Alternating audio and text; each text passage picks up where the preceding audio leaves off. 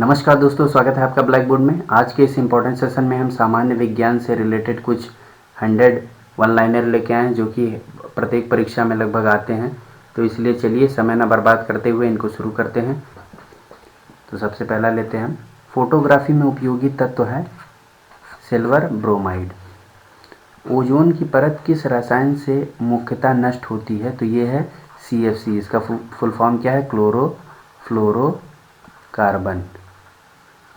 अगला देखते हैं हम, राष्ट्रीय रासायनिक प्रयोगशाला कहाँ स्थित है? तो ये दोस्तों पुणे में स्थित है।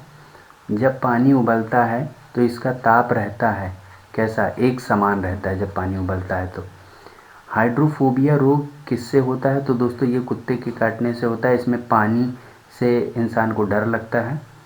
जो तत्व ऑक्सीजन पर प्रतिक्रिया नहीं करता वह कौन सा है? तो वो है हीलियम। हीलियम ऑक्सीजन पे प्रतिक्रिया नहीं करता है।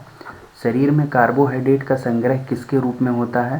तो दोस्तों कार्बोहाइड्रेट का जो संग्रह होता है वो ग्लाइकोजन के रूप में होता है। शुष्क बर्फ किसे कहते हैं? तो ये दोस्तों ठोस कार्बन डाइऑक्साइड है। चलिए नेक्स्ट स्लाइड में हम देखते हैं, एयर ब्रेक का आविष्कार किसने किया था? तो ये किया था जी बोस्टिंग हाउस ने।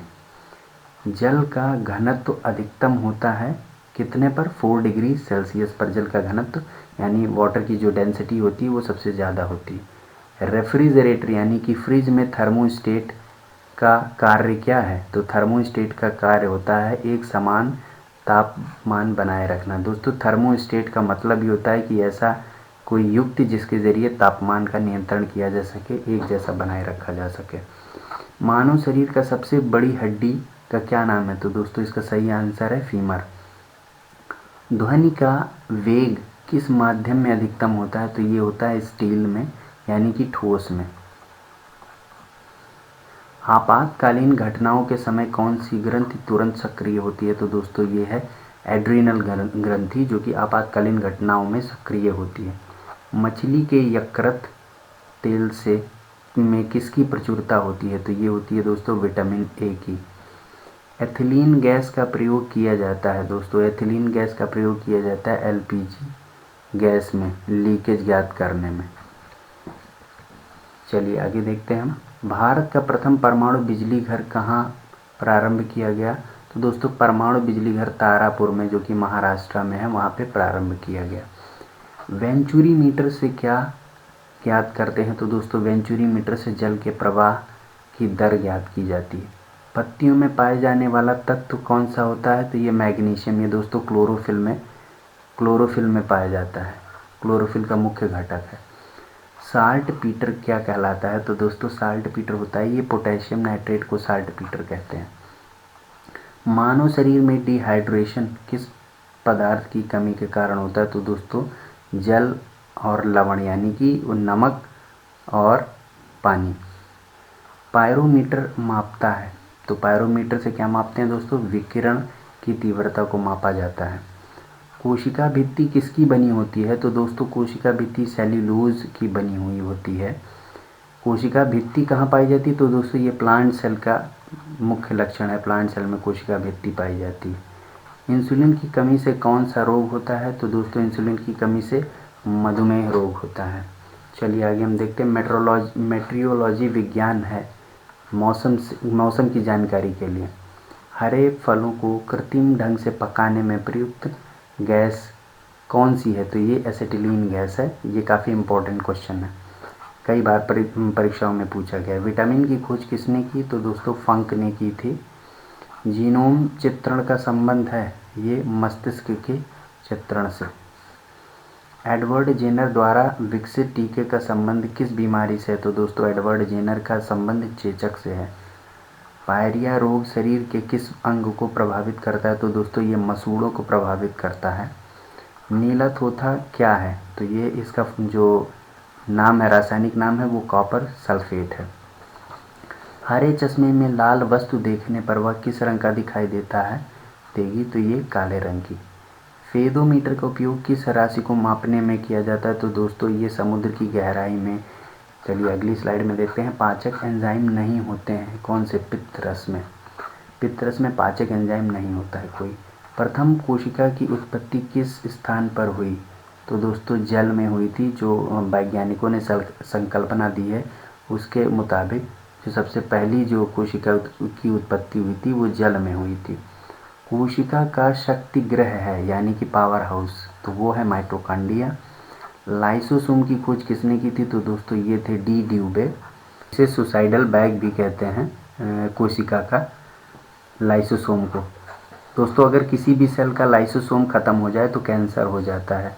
कई बार क्या होता है कि ये जो लाइसोसोम होता है सुसाइडल बैग यही खुद ही ख़त्म हो जाता है, तो इस कंडीशन में सेल में कैंसर हो जाता है। प्राणी में सबसे लंबी कोशिका है तो ये कौन सी होती हैं? तंत्रिका कोशिकाएं। कोशिका की खोज किसने की?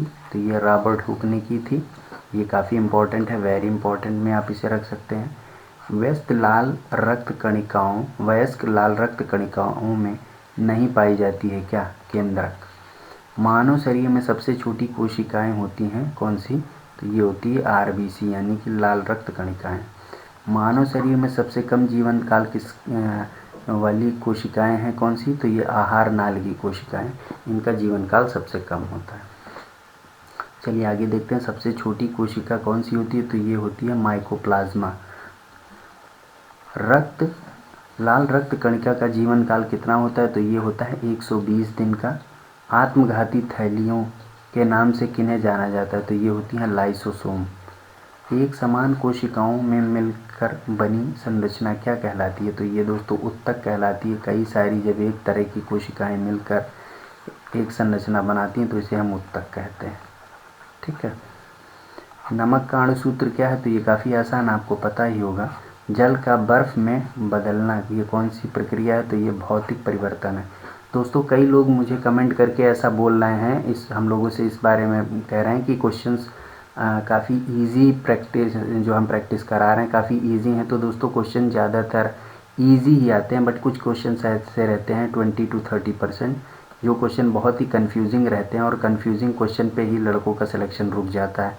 तो इसीलिए इजी जैसा कुछ नहीं होता। अगर आपको आता है तो आप करके आएंगे, अगर आपको कन्फ्यूज़न है तो आप आती हुई चीज़ भी गलत कर देंगे। इसलिए कन्फ्यूज़न नहीं होना चाहिए, इसके लिए ज़्यादा से ज़्यादा सेट की प्रैक्टिस करिए। ठीक है, तो चलिए नेक्स्ट स्लाइड पे चलते हैं। पत्तियों में पाए जाने वाला तत्व कौन सा है? तो दोस्तों ये मैग्नीशियम है जो कि क्लोरोफिल में पाया जाता है। शरीर में सबसे अधिक अनुपात में पाया जाने वाला खनिज ये NaCl है यानी कि नमक। थायरॉक्सिन की कमी से होने वाला रोग कौन सा है? तो दोस्तों घेंगा। एक लाल फूल को यदि नीले प्रकाश से देखा जाए तो कैसा दिखेगा? ये काले रंग का। पादप कोशिका की कोशिका भित्ति बनी होती है सेल्यूलोज की। कौन सी ग्रंथि अंतःस्रावी बहिस्रावी दोनों प्रकार की होती है? तो यह अग्नाशय। हाथी में बाहर की ओर चलिए अगला देखते हैं। स्फिग्नोमैनोमीटर से क्या नापते हैं? तो ये होता है रक्तदाब। एंटीबॉडीज़ का अभाव होता है कहाँ? रुधिर वर्ग AB में। शरीर में रोग प्रतिरोधकता के लिए जिम्मेदार होती है कौन सी? वाइट ब्लड कार्पसेल्स यानी कि श्वेत रक्त कणिकाएं WBC। मूत्र के साथ ग्लूकोज का निकलना किस रोग का संकेत है? तो दोस्तों ये है मधुमेह। मनुष्य के मस्तिष्क का भार होता है कितना? 1400 ग्राम। ये काफ़ी इम्पॉर्टेंट है, ये आपको याद होनी चाहिए। कोहनी की संधि होती है कोर संधि। मानव शरीर की सबसे छोटी अस्थि कौन सी है? तो ये स्टेपीज कान के पास होती है। स्टेपीज, स्टेप्स इसमें लिखा हुआ है, स्टेपीज। मानव शरीर की सबसे बड़ी अस्थि कौन सी है? तो दोस्तों ये है फीमर। चलिए अगला हम देखते हैं। जैविक घड़ी का कार्य करने वाली ग्रंथि कौन सी है? तो ये है पीनियल ग्रंथि। स्तनी में BMR नियंत्रित करने वाला हार्मोन कौन सा होता है? तो ये है थायरॉक्सिन। BMR का मतलब होता है बेसल मेटाबॉलिक रेट। नारी विकास हार्मोन होता है, ये होता है दोस्तों एस्ट्रोजन। भोजन में आयोडीन की कमी से होने वाला रोग कौन सा है? तो ये है गायटर। द्वितीयक उपभोक्ता का उदाहरण है दोस्तों मेंढक। मानव शिशु में अश्रु ग्रंथियां सक्रिय होती हैं जन्म के 4 माह बाद। ग्वारपाठा किस आवास में पाया जाता है? तो ये मरु आवास में पाया जाता है। मरु आवास यानी कि रेगिस्तानी क्षेत्रों में।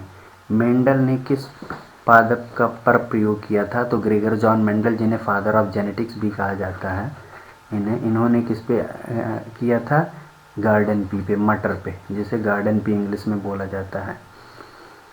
ठीक है। बरगद दोस्तों क्या है, बरगद एक है आवर्त बीजी पौधा। पादप भोजन बनाने में गैस ग्रहण करते हैं, कौन सी होती है, कार्बन डाइऑक्साइड, CO2 को ग्रहण करके पादप अपना भोजन बनाते हैं।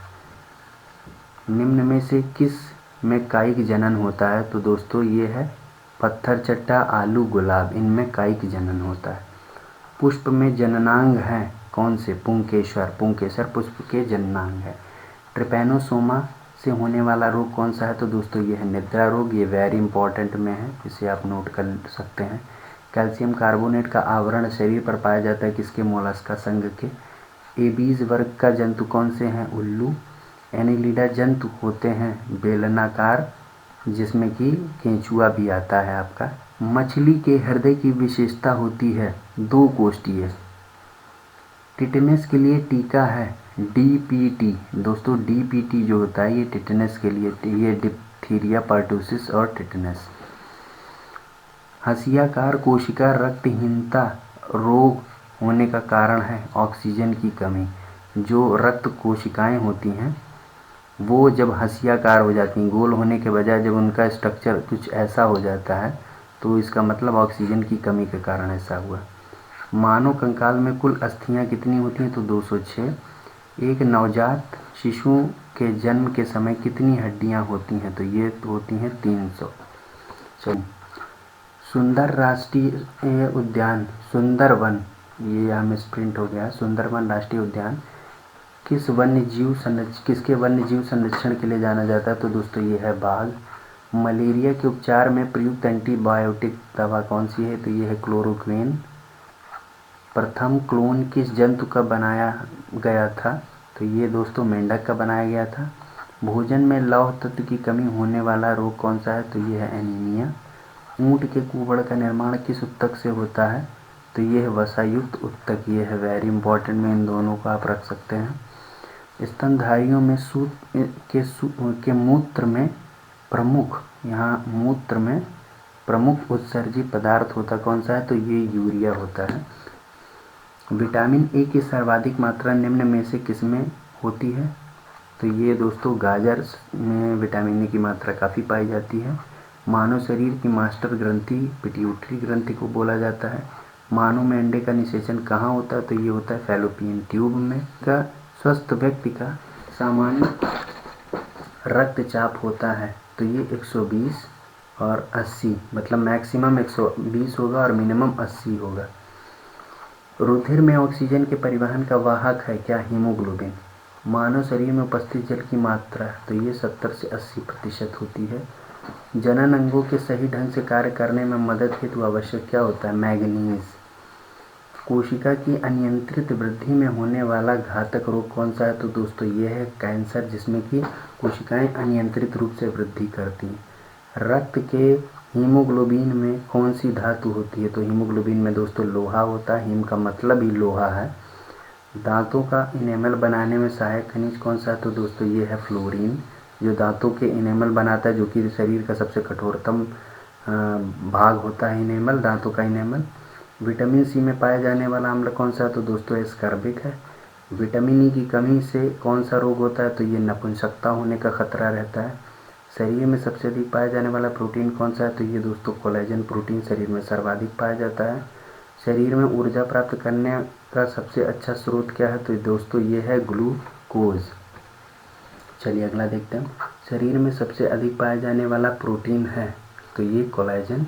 जंतु के शरीर में अधिक पाए जाने वाले महत्वपूर्ण खनिज कौन से हैं, तो फास्फोरस और कैल्शियम। कैल्शियम हड्डियों में होता है और फास्फोरस भी हड्डियों में ही खास तौर से पाया जाता है। विटामिन डी की कमी से वयस्कों में होने वाला रोग कौन सा है, तो ऑस्टियोमलेशिया। ये दोस्तों ये हड्डी की बीमारी होती है, ऑस्टियोमलेशिया। चींटियों में रक्षा के लिए पाया जाने वाला वसा कौन सा है, तो ये है फार्मिक अम्ल। टुंडू रोग पाया जाता है गेहूं में। कूनो अभ्यारण्य किस प्रदेश में स्थित है, तो दोस्तों ये मध्य प्रदेश में है।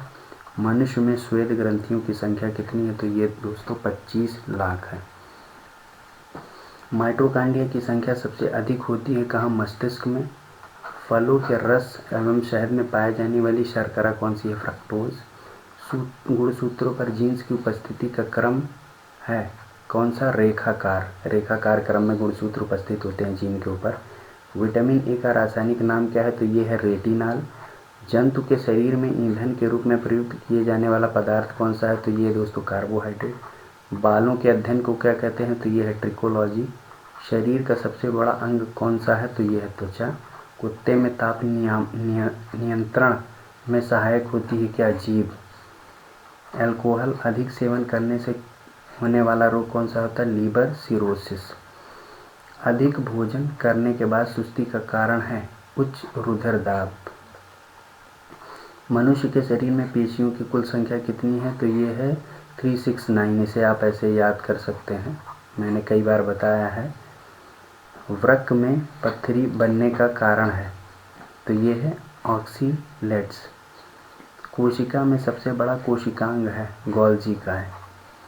कौन सा पादप अच्छा प्रकाश संश्लेषी है? तो दोस्तों अच्छा प्रकाश संश्लेषी है गन्ना। लड़कियों में प्रथम मासिक धर्म की अवस्था कहलाती है रजोदर्शन। किस पादप में स्टोमेटा दिन में बंद एवं रात्रि में खुलते हैं? तो ये हैं जलोद्भिद पौधों में। पेड़ को हानि अधिक होगी यदि तने की छाल हटा दी जाए तो। मांसल पादपों में श्वसन गुणांक का मान होगा 0। पादप में होने वाली वृद्धि को मापने का उपकरण क्या है? तो ये है क्रेस्कोग्राफ, जिसे जेसी बोस ने इस्तेमाल किया था। हम लोगों के जो वैज्ञानिक थे भारत के, बहुत महान वैज्ञानिक, जिन्होंने पता किया था कि पौधों में भी स्पंदन होता है, तो ये इन्होंने इसी विधि से पता किया था। यही मशीन थी क्रेस्कोग्राफ, जो इन्होंने खुद ही ईजाद की थी, खुद ही बनाया था। फलों को कृत्रिम रूप से पकाने में प्रयुक्त पदार्थ क्या है? इथेफॉन। छुईमी पादप के पर्ण स्पर्श से बंद होने एवं खुलने की गति को कहते हैं क्या? कंपानुकुंचन या कंपानुकुंचनी तकनीक। उभयलिंगी जंतु का उदाहरण क्या है दोस्तों? तो ये केचुआ, मेल और फीमेल दोनों एक ही में पाए जाते हैं।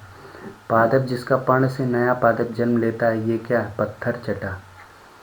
विजातीय संकरण का उदाहरण क्या है? तो इस तरीके से बहुत ही महत्वपूर्ण वन लाइनर क्वेश्चन थे। होप आपको पसंद आए होंगे। अगर पसंद आए हैं तो हमारे इस वीडियो को लाइक ज़रूर करिए, और अगर आप नए हैं तो चैनल को सब्सक्राइब ज़रूर करिए। प्लेलिस्ट में जाके दूसरे और भी वीडियोस आप देख सकते हैं ट्रिक से रिलेटेड, और दूसरे वन लाइनर साइंस और दूसरे सब्जेक्ट के। तो आज के लिए बस इतना ही, मिलते हैं फिर किसी नए वीडियो में, तब तक के लिए धन्यवाद।